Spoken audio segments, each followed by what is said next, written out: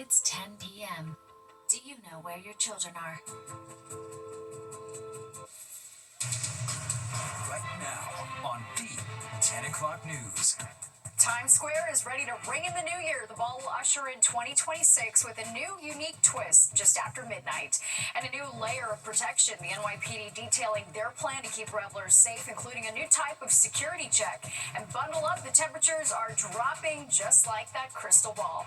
First, some breaking news. Welcome to the 10 o'clock news. I'm Natasha Verma. Steve has the night off. A busy New Jersey shopping mall is evacuated after a shooting inside. Fox 8's Kendall Green is live outside the Willowbrook Mall in Wayne. What's the latest, Kendall?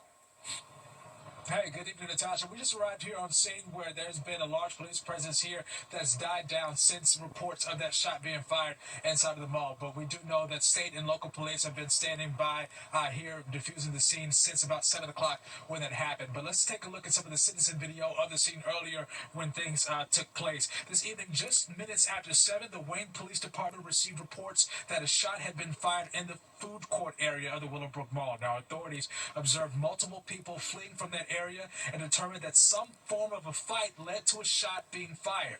Officials forced shoppers to evacuate from the mall, where police say they haven't found any apparent victims. However, a number of people were detained in connection with this investigation. Now, one of our colleagues' 17-year-old relative was inside of the food court where she took shelter inside of a Michael Kors store, where store employees put them in a safe spot until they got the all clear. And we spoke to one father who tells us he was at dinner with his 2.5-year-old daughter when alarming texts start coming in. At a food court, what do you have? Mostly families or young kids? Last thing you want to hear is your family's doing some shopping or something of that sort, getting ready for the big night tomorrow, and they're exposed to this type of troubles. Wayne. Now, at this time, thankfully, we confirm there are no injuries right now, and police say that they have gotten good control of the scene here. But if people can avoid the area, they're urging folks to do that at this time. And that's latest here in Wayne, New Jersey. Kendall Green, Fox 5 News. Natasha? Yeah, definitely an unnerving situation. All right, Kendall, thanks so much. Well, turning to the new year, we want to take a live look now at Times Square. In less than 24 hours, about 1 million people are going to pack the streets to ring in 2026. And for those willing to brave the cold, entry points for the celebration, they open at 3 p.m. Fox 8 Sharon Crowley has a plan to protect the crossroads of the world. But first, meteorologist Audrey Puente kicks things off.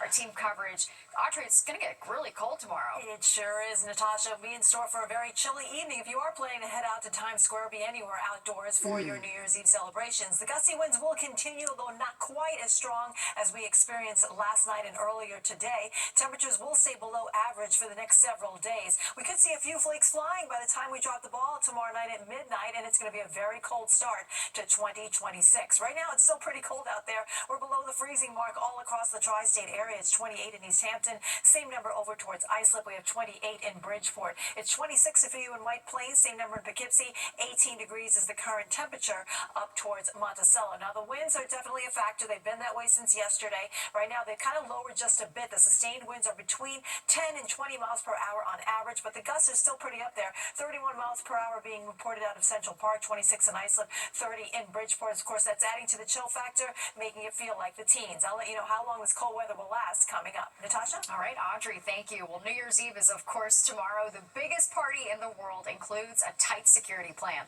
Fox 8 Sharon Crowley is live in Times Square with what to expect. Hi, Sharon. Hi, Natasha. Guess what? The New York City Police Department is getting ready to welcome 1 million visitors here to Times Square. The biggest party, as you said, in the world, and the NYPD is going to be ready. Take a look.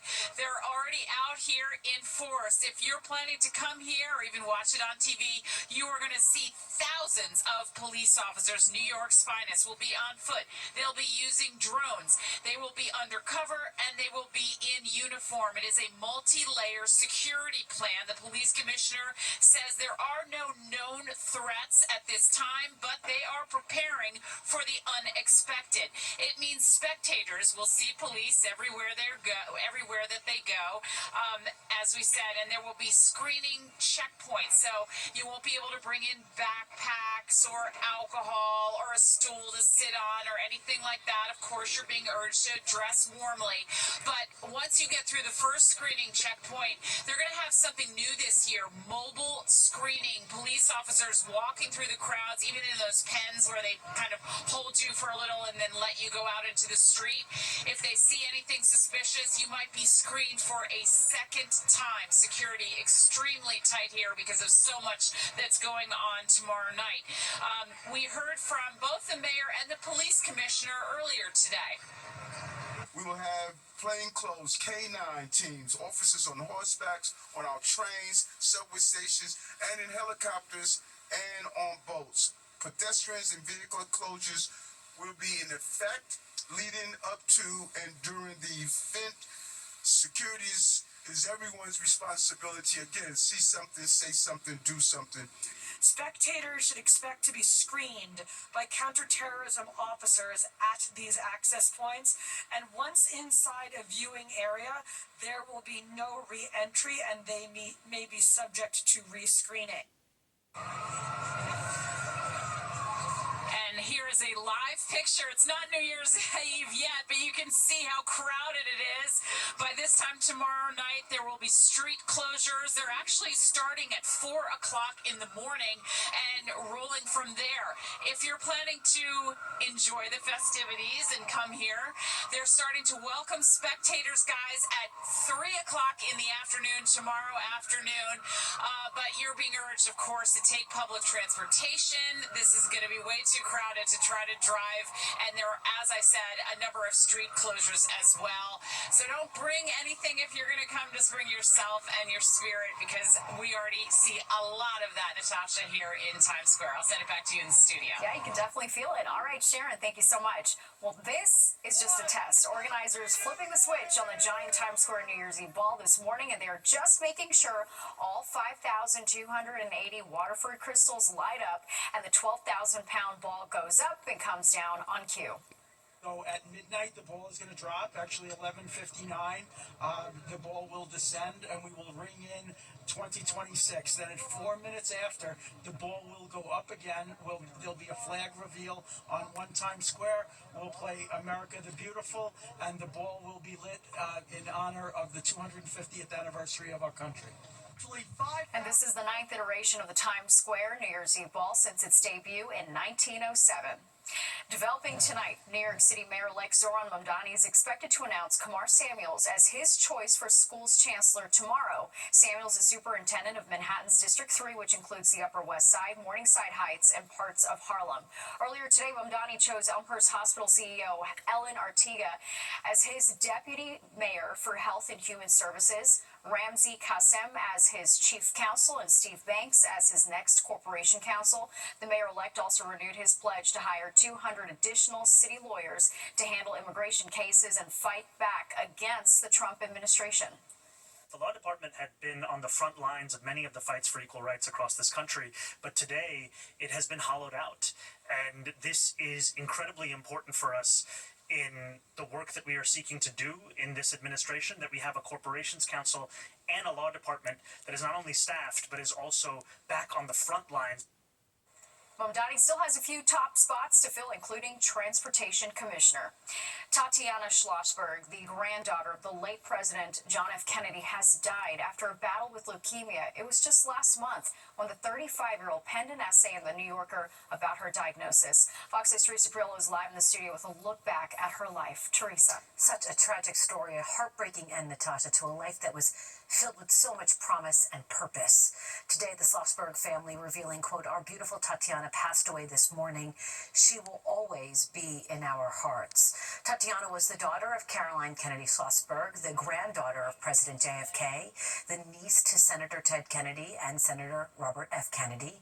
She was a wife and a mother of 2 small kids. She was a noted climate journalist and an author. It was just last month she revealed the terminal cancer diagnosis that she was battling, acute myeloid leukemia, a rare form of cancer often seen in older patients and workers at ground zero. As she detailed in this essay in The New Yorker, she was diagnosed with blood cancer in May 2024, immediately after giving birth to her daughter, Josie. Now, it is a tragic end in a family who knows endless tragedy. In the article, Tatiana so poignantly wrote, quote, "For my whole life, I've tried to be good, to be a good student and a good sister and a good daughter, and to protect my mother and never make her upset or angry. Now I have added a new tragedy to her life, to our family's life, and there's nothing I can do to stop it. Tatiana Schlossberg was 35 years old. She is survived by her husband, George, and her 2 young kids. Natasha. Yeah, that essay she wrote was so emotional. All right, Teresa, thank you so much. The Trump administration also announced it's freezing child care funds to Minnesota after a series of fraud schemes in recent years. Federal officers are also surging into Minnesota after new allegations of fraud by daycare centers run by Somali residents. This comes after an influencer posted a video on Friday claiming he found daycare centers operated by Somali residents in Minneapolis allegedly committed up to $100 million in fraud. Minnesota Governor Tim Walz has said fraud will not be tolerated, and his administration will keep working with federal partners to make sure the fraud is uncovered. A star player for the New England Patriots, Stephon Diggs, is charged with strangulation. It's rocking the sports world, leading many to wonder, will the NFL bench the wide receiver? And a story of forgiveness, how a music shop owner is reacting after 2 stolen instruments are returned.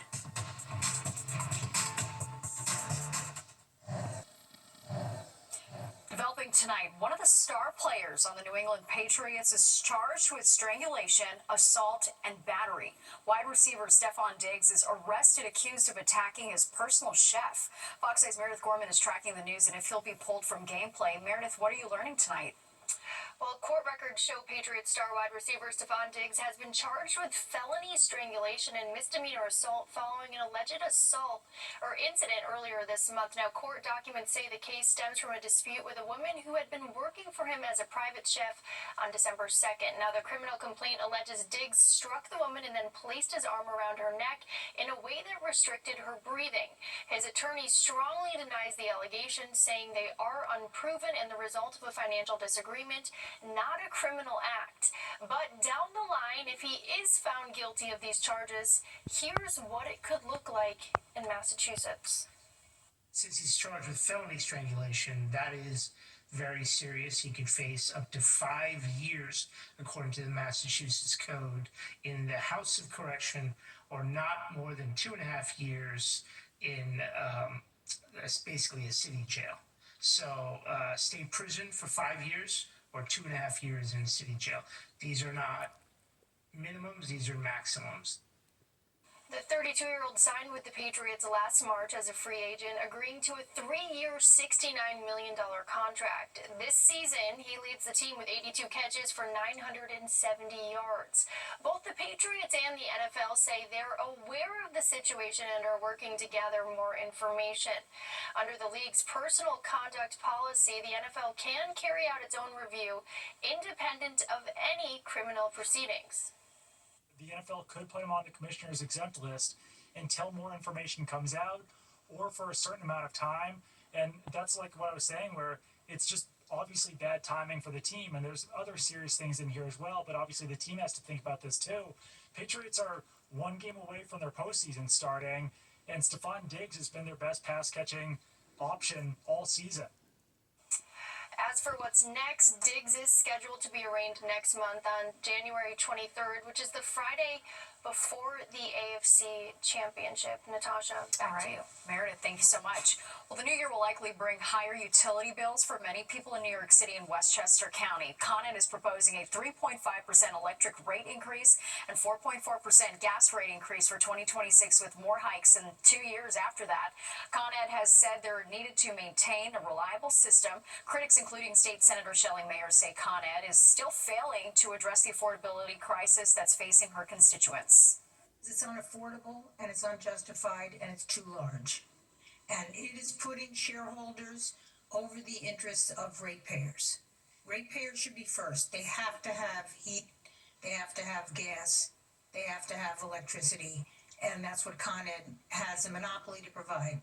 And it has to be affordable.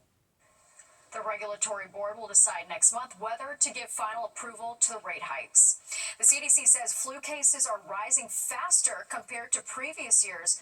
So you should still get the vaccine. The agency says so far 3,100 people have died from the flu. Last week, more than 19,000 patients were admitted to the hospital. That's up 9,000 from the previous week. New York is getting hit hard. State health officials say there were 71,000 cases last week, the most ever recorded in a single week. And some people are worried this year's flu vaccine just doesn't work. Unfortunately, over the past summer, after the vaccine was really very much in development, this actual virus obtained 7 new mutations that is helping it to evade much of the protection from the vaccine. And it happens, H3N2 in general happens to be pretty infectious, and can spread quickly. It's also a more aggressive form of the flu. Doctors still recommend getting the flu vaccine, saying it could keep you out of the hospital. New York State is in desperate need of more nurses, but recent funding cuts are making it even harder to draw people to the field. Fox 8's Jody Goldberg shows us how one nursing school on Long Island is trying to boost recruitment. You're going to draw up 1.5. Ideal School of Allied Healthcare in Islandia has spent more than a decade giving students, many starting out as certified nursing assistants or CNAs, a pathway into the healthcare profession. I've always liked helping people. My name is Leandro. I'll be your nurse today. Leandro Rodriguez is one of them. The 28-year-old is training to become a licensed practical nurse with nearly all of his tuition covered through the state's Career Pathways training program. But to become a registered nurse or nurse practitioner like he's hoping to, graduate-level nursing programs no longer qualify for federal student loans under President Trump's One Big Beautiful Bill because nursing's no longer classified as a professional degree. A lot of individuals that come into the program have kids, they're married, they have to pay, many bills. And it's very challenging when you have to pay a nursing degree, which can be costly. Hi, good day. I'm Davina. I'll be a nurse today. Davina Hamilton is on the same path, but the future is uncertain. It's not the drive to learn, it's just the funding, really. And funding isn't just about finishing school, it's about having enough educators to teach. We don't have many nurses make it to the master's level. If we don't have master's prepared nurses, we don't have the proper staff to even educate students. Now New York is looking at a shortage of 30,000 nurses by 2030, and here at Ideal they're trying to fill that gap. They've graduated 5,000 students, many of them now working in Long Island hospitals and nursing homes. If this is not being considered the professional degree, how likely will people want to continue to pursue their master's degree? Ideal founder and CEO Nicole Laborde says without federal support, students will be forced to take out private loans, which are harder to get and come with higher interest. It is going to affect profession. Leandro hopes something changes. At the end of the day, it's not just a blessing for us, but a blessing for our families, the people that we serve, and just the community as a whole. With an incoming class in January and a graduating one in June, the work is waiting, but the question is whether the students will still be able to afford the education required to do it. Jody Goldberg, Fox 5 News. Well, a winter whiteout in upstate New York and more snow is on the way. The impacts it's having on those traveling for the holidays. And it's the final curtain call for 2025. The Broadway show's setting records and ready to start off the new year strong. Look at this. Winter weather still making a mess of the holiday travel season. A massive storm is bringing heavy snow and strong winds to the Northeast and Great Lakes. It comes a day after a bomb cyclone left thousands without power in the northern U.S. The system quickly intensified, bringing Arctic air, strong winds, and a mix of snow, ice, and rain. Here in New York, forecasters say lake-effect snow could impact northern and western parts of the state throughout the week. Governor Hochul expanded a state of emergency ahead of potential whiteout conditions. All right, let's check the weather with Audrey now. And it was cold, and then you've got the wind factored in. It's blustery outside. All right, but after seeing those pictures, we kind of fared a little better than the rest of the state, that's for sure, Natasha. That's true. It was cold, yes, and our temperature was below normal. Our high of 33 is well below our average high of 41. 28 is so far a recorded low, and that's our current temperature in Central Park. It's been as warm as 65 degrees, but it's also been as cold as minus 13. Right now, we're sitting at 29 in Islip, 28 in East Hampton. Same number in Bridgeport. We're in 20s 26 in Poughkeepsie, and 19 up towards Monticello. Now, all of these temperatures are running a little bit colder than they were at this time last night, and most of the eastern seaboard is experiencing below normal temperatures from New England all the way down towards South Florida. Above normal readings are being found in the northern plains, with a little bit of a wedge of milder air that's working out of Texas and Oklahoma and working its way northward here. But the high temperatures very cold in our section of the nation here. Same thing through the Great Lakes and even down towards Florida. The high in Miami only 68 degrees earlier this afternoon. Tonight we're dropping down to 25 in the city, but of course factor in those winds gusting to 30 miles per hour. It will feel much colder than that. We'll have some teens in the suburbs with single digits for wind chills. Tomorrow's high 33. That's still below normal for this time of year. Another windy day, but not as gusty as it was last night or earlier this morning. It will feel chilly though. That high of 33 feeling more like 23. I'll talk more about how long this chill is going to last coming up. Natasha? All right, sounds good, Audrey. All right, let's talk about Broadway. It's wrapping up a really big year. 2025 brought some show-stopping moments, packed houses, major anniversaries, and viral performances. The year also proved that Broadway is booming. The season saw energy, spectacle, news stories, and beloved classics. And big stars like George Clooney, Denzel Washington, and Jake Gyllenhaal. The Broadway League says the industry has grossed $1.1 billion so far this year. That's 10% more than last year. Attendance also grew by 3%, with more than 8.5 million people seeing shows. Well, a thief changes his tune. The owner of a music shop is reacting to the viral crime and return of 2 stolen instruments, plus a change in Chinatown. Over the past decade, there has been a massive displacement of Asians in Chinatown, and not just in Manhattan.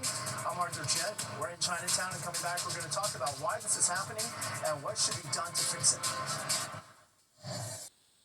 You're watching the 10 o'clock news.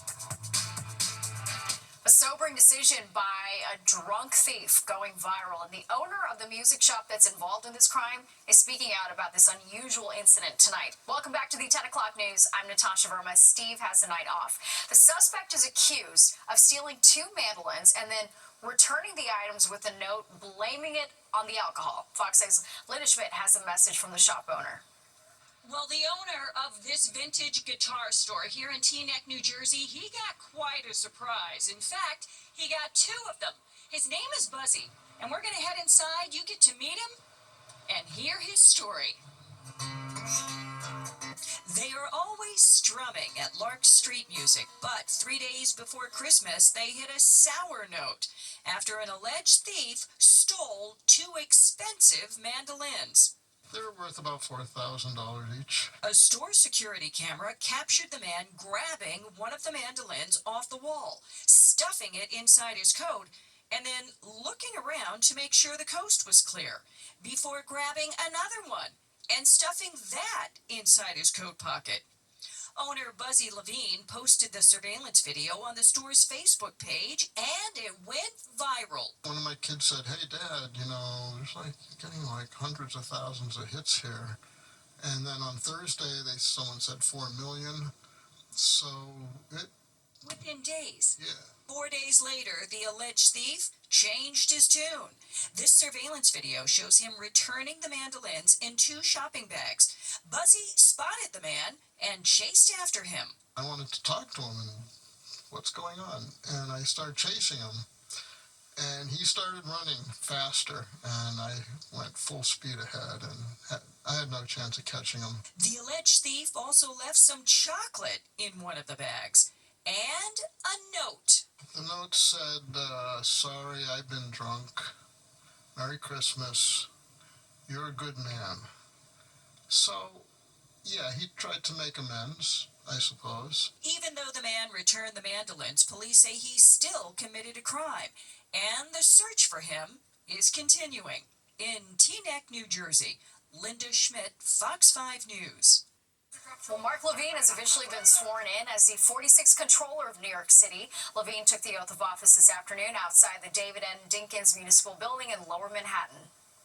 I, Mark D. Levine, do solemnly swear that I will support the Constitution of the United States the Constitution of the United States and the Constitution of the State of New York, and the Constitution of the State of New York, and that I will faithfully discharge the duties of the office of Comptroller in the City of New York according to the best of my ability. Okay, there you go. Levine replaces Brad Lander, who is running for Congress. New Yorkers are living longer. That's according to a new report from the City Health Department. It found the average life expectancy is 82 years old in 2023, up a year from 2022. But the data also revealed racial inequities, with Black New Yorkers having the lowest life expectancy of around 78 years. The report found the gap between different racial and ethnic groups has gotten better since the pandemic, but still greater than it was in 2019. The affordability crisis is hitting Chinatown. A new report shows the number of Asian residents in the neighborhood is down by over 20% in the last decade. Fox 8's Arthur Chian breaks it down. From cheap eats to knockoff purses and watches, for generations, Chinatown has been a magnet for those in search of a good deal. But now what was once the mecca for affordable living is undergoing an unquestionable crisis. In a report issued by the Asian American Legal Defense and Education Fund called Mapping Chinatown, the group finds Asians are rapidly being displaced out of Chinatown, with more than 20% forced out over just the past decade. We predicted that displacement would happen as a result of the different rezonings that were happening in the area. But even then, seeing the share of Asian residents drop by over 20% in Manhattan's Chinatown in the last decade is pretty significant. Community activist Susan Lee agrees with the report's conclusion that things are getting too expensive in Chinatown. My parents, they used to go to dim sum and it would cost them maybe $10, $20 for the two of them. Now it's $40. It's really unaffordable. The Mapping Chinatown report shows that Asian populations have declined in Chinatowns, not just in Manhattan, but also in Boston and Philadelphia, citing outdated zoning regulations and harmful developments. Community leaders in Manhattan's Chinatown point out it has 6 shelters and injection sites, and the city is building a controversial, massive, towering jail as part of its plan to close Rikers Island. Local residents say what they need are parks, public spaces, and community centers that serve the youth and seniors. Local leaders tell us a key reason for this crisis is that right now there are hundreds of apartments sitting vacant in Chinatown. They say landlords have pulled these rent-stabilized units off the market because renovating them or getting them up to code will cost them much more money than they could make back in the rent they would charge. Perhaps we can subsidize landlords in terms of bringing their buildings up to code. Some of the older buildings, be it low interest loans. While they stress affordability is a noble goal, local leaders tell us that New York's policies have done the opposite, making life less affordable here in Chinatown. Arthur Chian, Fox 5 News. Well, a video you have to see to believe.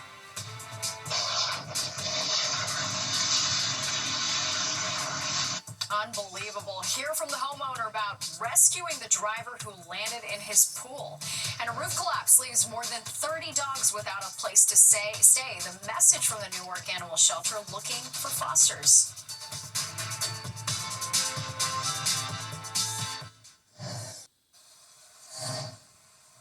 In Nevada, police say a suspected drunk driver's car went airborne. As you see here, it crashed through a wall and ended up in a pool. And as you can see, it's all caught on surveillance video.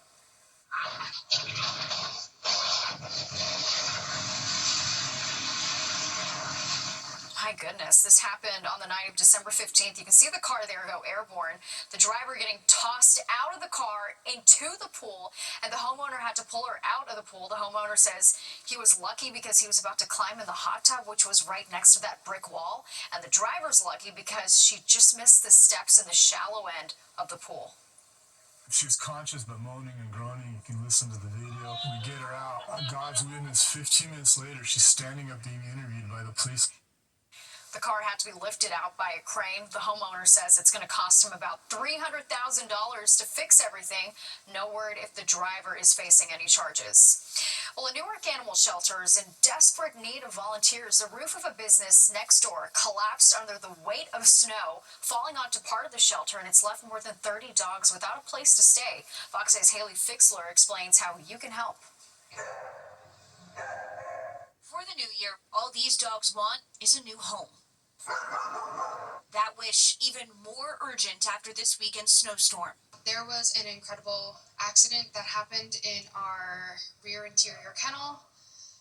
There was snow that collected from a neighboring business's roof, which accumulated and collapsed the entire roof of the rear interior kennel. Staff at the Associated Humane Society of Newark are now scrambling to find space. This has left us in a bit of a bind.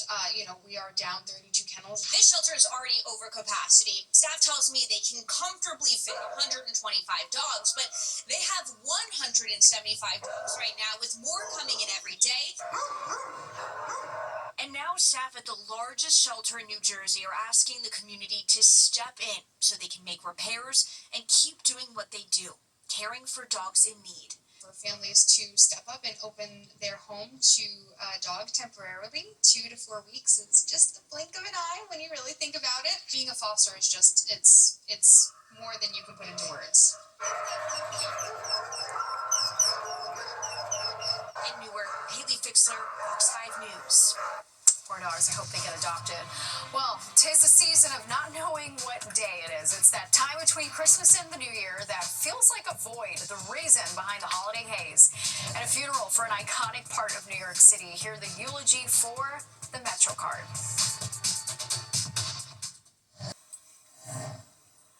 A holiday haze is taking over revelers. Full of cheese, chocolate, and alcohol. You might be asking, what day is it? It's a common feeling when all the days just blur together. Our Kendall Green hit the streets to quiz people.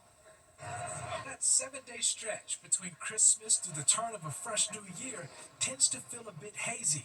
And TalkerResearch.com dubbed the period Dead Zone Week for a reason. I'm going to put you on the spot. You have 2 seconds. What day of the week is it? Tuesday. What day of the week is it? Tuesday. Tuesday. You knew that all day. Somewhat. I don't even know. It is Tuesday. We're from Texas. We just got here. We just called. Yeah. It's still the same day in Texas. Yes, it is. For some reason, America tends to forget what day it is between the 25th and 1st.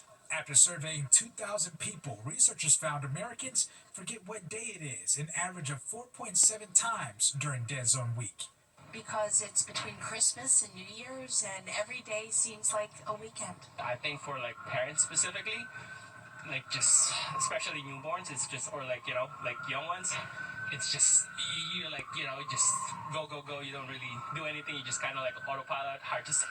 That same survey found 4 in 10 questioned the day of the week 6 or more times within the same period. Dr. Mina Mirham explains it's because our routines tend to keep us conscious and aware. So our loss of routine, which can essentially feel initially like a good break that we're disconnecting, but it can disorient us and not have us sort of know where we are, what we're doing, and kind of how to make the most of our time. Gen Z seems to be the only group to feel guilty about it, while boomers feel no shame. I'm retired. Every day's a Tuesday. So To sum it up, we did this report to comfort those, in case you're one of them, who don't know what day of the week it is. Chances are you're not alone. On the Upper West Side, Kendall Green, Fox 5 News. Okay, I gotta bring in Audrey, because Audrey, this literally happened to us live on Newsroom Live when I was like, is it Wednesday? What day is Tuesday? it? Tuesday. We were like, it's Wednesday, isn't it? I couldn't believe it. I couldn't believe it's only Tuesday. We were trying to talk about Monday, which was only yesterday, but it seemed like 3 days ago. It did. Yeah, we're in this weird time warp where like time doesn't exist. Yes, that is true. Well, let's talk about Tuesday's temperatures, because that's where we are right now. It's Tuesday evening, and the temperatures are below the freezing mark across the entire tri-state area. We have a lot of readings in the 20s, including 28 in Central Park. Same number at Newark. It's 29 in Islip. We're in the teens now in Monticello, and our wind speeds, they're anywhere between 10 to 20 miles per hour on average, which is a little bit lower than what we've been experiencing over the last 24 hours or so. The wind gusts, too, are also starting to come down. Any regular day will think this is a very blustery day, but we did have wind gusts that were pretty significant over the last 24 hours, so a 31 mile per hour wind gust seems pretty breezy right now in Central Park. 21 in White Plains, 29 in Poughkeepsie, 30 miles per hour being reported out of Bridgeport. Now, when we combine the wind speeds and gusts along with the temperatures, course, we have wind chills that are in the teens across much of the area. Monticello, though, is at 3 degrees right now, and it's feeling like 9 out towards Scranton in Pennsylvania. Very impressive wind gusts from last night. We had 69-mile-per-hour wind gusts out on Long Island and Stony Brook. Bayville out on the island, too, came in at 60 miles per hour. Patterson, New Jersey at 57. White Plains, 54. Midtown Manhattan at 53. And Danbury, Connecticut at 48-mile-per-hour wind gusts being reported there. All right, look at the satellite and radar. It shows much dry or very dry conditions across the region. The exception is near the Great Lakes. We've seen reports over the last 24 hours or so of a lot of lake effect snow in upstate New York. They're measuring it now in the form of feet rather than inches because they've had that much. There's a quick moving low pressure center, a clipper that'll be passing through the northeast as we go into tomorrow, and this will squeeze out more shower activity, or at least snow shower activity, as we go into our New Year's Eve holiday. Much of the nation's pretty quiet. No major storm systems in sight here. We have high pressure and control across much of the U.S. here, keeping things relatively quiet. So look at our futurecast shows that tonight will be mostly clear, but then we'll have some clouds rolling in as we move through the overnight hours. It could be a quick passing snow shower early in the morning tomorrow, but it's really tomorrow night where I anticipate more widespread activity. Much of the day will be a mix of sun and clouds. Again, another windy day with wind gusts up to 30 miles per hour. It will be chilly too, with temperatures remaining below normal. And then we have that front developing here out to our west, and so after about 8 o'clock in the evening, we're going to start to see the threat of snow showers kind of move through the region here. We should see some snowflakes flying at the time of midnight and then around Times Square and most of Connecticut too, and the Hudson Valley, and then everything kind of moves offshore as you move into Thursday morning, which is New Year's Day. We'll have a mix of sun and clouds on that day, maybe an isolated shower off to the north, and that's about it. Temperatures stay cold once again as we go through the rest of the week here. Snowfall amounts pretty minimal, less than an inch across most locations by the time we get to Thursday morning. Lows tonight pretty cold in the 20s and teens. That's where we are right now. Factor in the winds, it will feel colder. Same thing for tomorrow. The highs in the 30s will feel more like the 20s as we move along through the last day of 2025.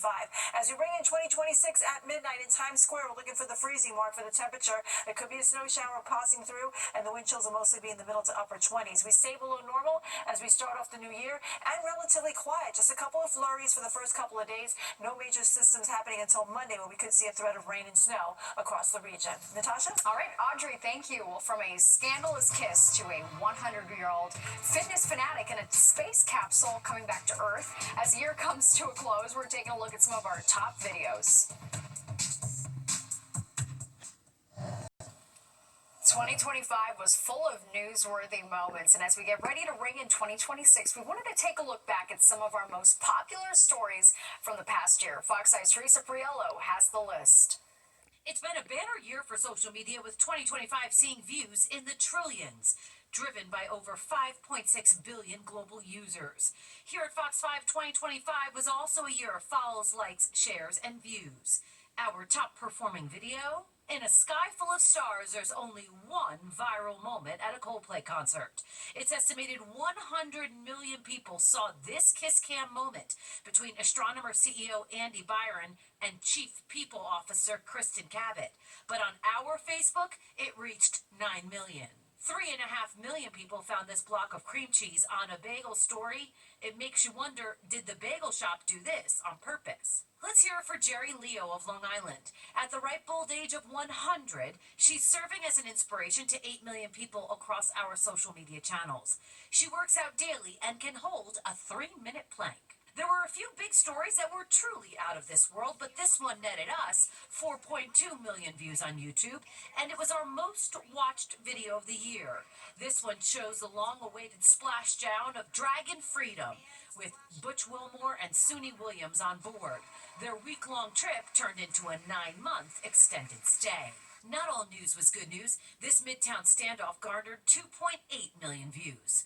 Coming in at 2.2 million views, a warning about U.S. airport USB ports. They could be hacked. 2025 was the year the bed rot became a thing, and over 2 million of you want to turn your bed into a potato bed. A quick RIP to the shiny penny. This graphic reached nearly 6 million people on Instagram. And lastly, you can't argue with Suffolk County Ed Romaine's enthusiasm. There's going to be a gangbang like you have never seen. We're going to send off the rockets. But maybe one of the 4 million people who saw this video on our Instagram could explain that this doesn't mean what he thinks it means. Here's to more likes online and off in 2026. Teresa Priello, Fox 5 News. And there's more of the 10 o'clock news straight ahead. We'll be right back.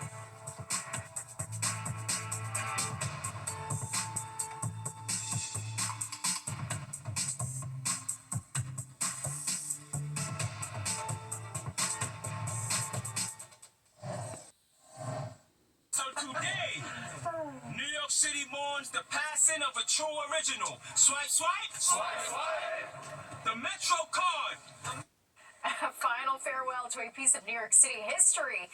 A special celebration was held in Washington Square Park today to pay tribute to the MetroCard. Tomorrow's the last day that you'll be able to buy or refill a MetroCard. So before it is officially decommissioned, New Yorkers stopped by the park to reflect on some of their favorite memories of the iconic yellow card.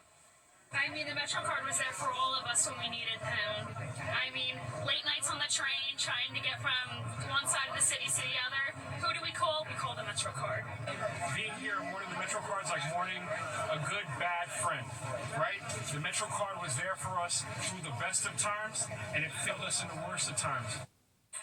After tomorrow, the MTA will fully transition to the Omni system. You can use your phone, credit card, or reloadable Omni card to pay your subway or bus fare. Let's get one last check of the forecast with Audrey. Well, it's pretty chilly outside. It's going to remain that way, it looks like, for tonight and tomorrow, Natasha. Right now, readings are in the 20s. We're expecting our lows to stay there pretty much and in the teens over towards Monticello, but the wind chills will make it feel even colder. Same case tomorrow. Our highs in the 30s will feel more like the 20s. And then as we go into New Year's Eve, we do expect a few flurries for the midnight ball. And it looks like we'll start off the new year with a couple of flurries and a high of 30 degrees. Natasha? All right, Audrey, thank you, and don't go anywhere. Good Night New York is next, and you do not want to miss it. That does it for us tonight. If you missed any part of the 10 o'clock news, you can always catch it on our free streaming app, Fox Local, where you can stream our newscasts anytime. Have a great night. I'll see you tomorrow.